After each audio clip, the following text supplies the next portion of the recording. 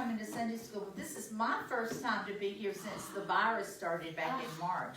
So I'm excited to be with you guys today. To be back. So, how many of you have already been to Sunday school? Back in Sunday school? Back in Sunday school, that's great.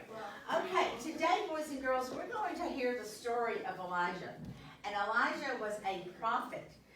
Can anyone tell me what a prophet was? Someone raise your hand. Someone that preached about Jesus. Yes, and God speaks to them, and then He takes God's messages to the people, right? Well, this story happens in Israel, and this is a map of Israel. It's a long, skinny country through here. And our story kind of happens around Mount Carmel, and also over here to the River of Jordan. This is where he goes later, and we'll talk about that. But as you know, a long time ago, there was kings and queens. Well, this king during this time was a very, very evil king. This was King Ahab, and he had a mean wife, the queen Jezebel. And they worshipped idols, false gods. And most of them were wooden statues or metal statues. And they would worship them and pray to them instead of worshiping God. Well, how do you think that made God feel? Sad. Made him very sad and very, very angry. So he went to Elijah and said, I want you to go to the king and tell him that I'm upset with him and he needs to worship me and not these idols. And so he did. He says, and tell him, and this is what it tells us in the Bible. Where's my Bible? Right here. It comes from 1 King, chapter 7, verse 1. He says, now Elijah, the Tishbite from Tisbe in Gilead, said to Ahab, as the Lord, the God of Israel, lives, whom I serve, there will be neither dew nor rain in the next few years except at my word. What that meant was, if he did not stop worshiping these idols, he was going to bring a drought to the country, and there'd be no rain for 2 to 3 years. So, is that good or bad?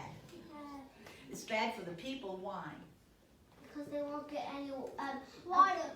Yeah, and all the water would just be gone. Exactly. All the plants, all the tomato plants, All the plants would die, and that's exactly what happened. And when the rain stopped coming and everything started dying, it made the king so mad. He was mad at Elijah because Elijah was the one that came and told him that this was going to happen. And the people of Israel knew that it was God that had told him that. So what do you think he was going to do to Elijah? Try to kill him. And maybe try to hurt him. So the Lord came to him again and said, I want you to leave, and I want you to go to this little brook. It's called the Cherith Brook, which is, it came off from the River Jordan. And he says that you will find water there, and the ravens will provide for you. So he went, and he was so surprised to see the water. He could have water to drink every day. And then every morning and every evening, the ravens would bring him meat and bread. Can you imagine? That's a miracle, isn't it?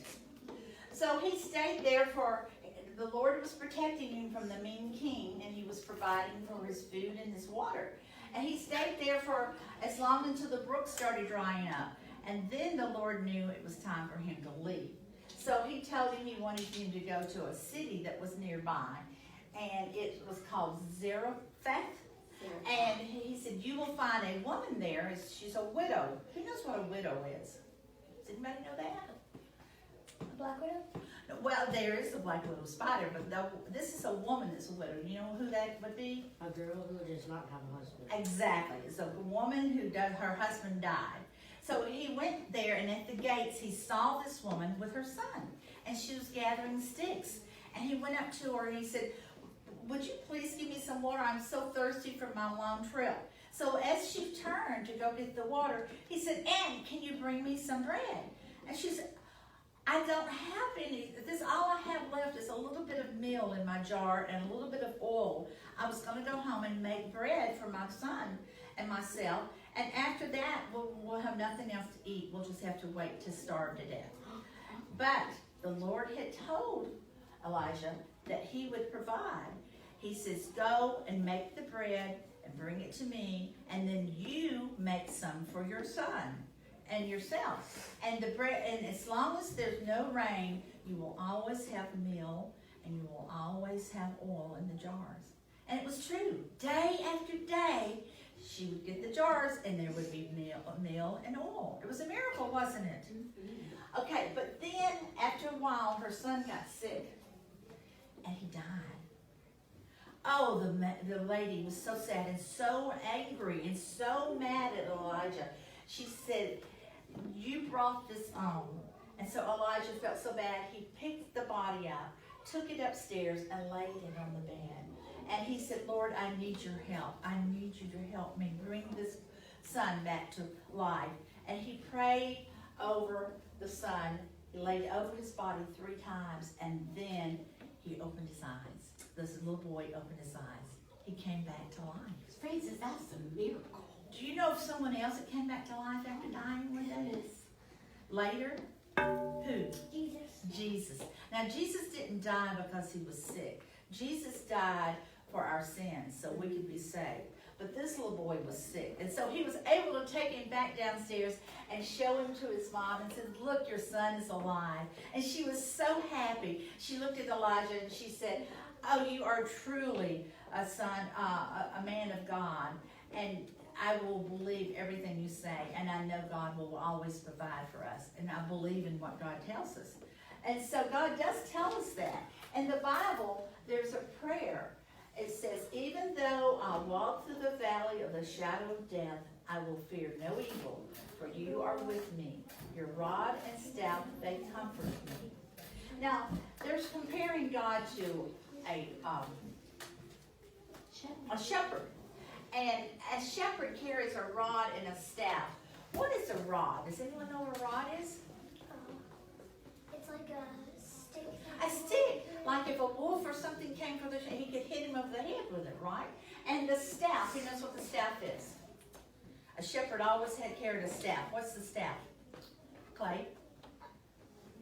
It looks like a candy cane? Yeah, it's shaped like a candy cane, but it's made out of wood, and it's used to like control sheep and block them from escaping. And yes, that, or if they fall into like a hole in the ground or a ravine or off a cliff, they can use that staff to pull them back up. So, let's say this together, all right? Even though I walk through the valley of the shadow of death, I will fear no evil, for you are with me. Your rod and staff, they comfort me. Now, boys and girls, when it says I walk through the valley of the shadow of death, it doesn't mean that we have to be dying. It means whenever we are in trouble. Like when we had that virus and we all had to stay home, that kind of made us feel yucky, right? But even though we were home, we knew God was with us and he would protect us, right? So, Miss Kathy, we're going to do some We're going to do some sign You language. Awesome. see this word walk? This is how you walk. Can everybody do that? Walk. And the word death, you take your right hand and your left hand down. And death is like that. Turn it over. Okay? And in comfort, when you comfort someone, you make them feel good. So this is comfort. All right? So let's say it again using our sign language. Even though I walk through the valley of the shadow of death, I will fear no evil, for you are with me. Your rod and staff, they comfort me. And that's in, what book of the Bible is that? This is Psalm. It's one of our very favorites. The 23rd Third Psalm. Psalm.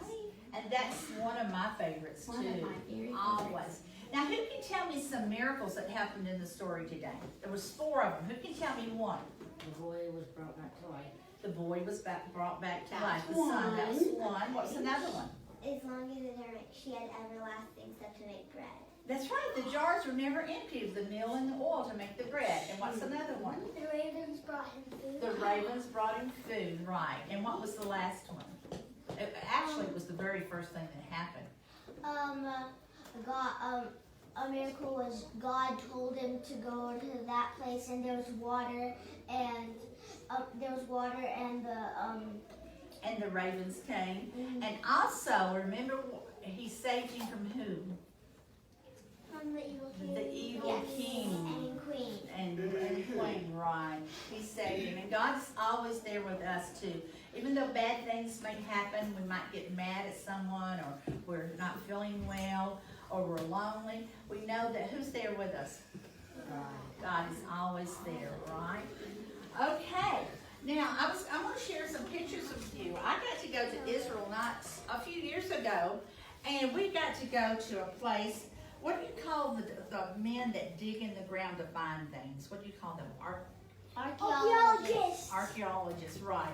Now, this is where the castle of King Arab and the queen lived. This is the remains that they have found. So that's where Ahab and Jezebel, they were there? Uh-huh. Wow. They were. And other kings and queens lived there earlier. But this is the ruins that they found. See the rocks that they found of the castle? Isn't that neat?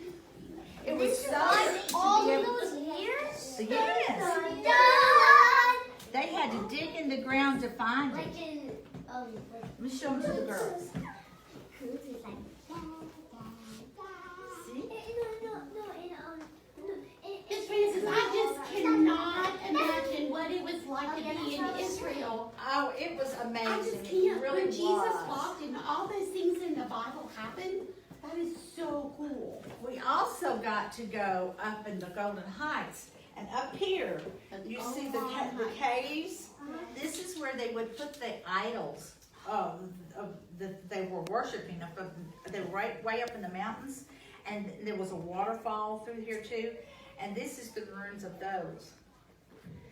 It was amazing. All these Bible stories that you hear, actually seeing where they took place, was so How did inspirational. they survive all those years? Oh, it's epic. I know. Isn't that a wonderful? It's epic. Was it epic, Clay? I think it was too. I want to go there someday. It was I amazing. do. You When know, the castle is broken, I would want to go there when it's actually rebuilt. well, I don't know that they rebuild it, but they do go, and you can see all the Bible stories and where they happen. It is very inspirational. What It's about, wonderful. did they make a little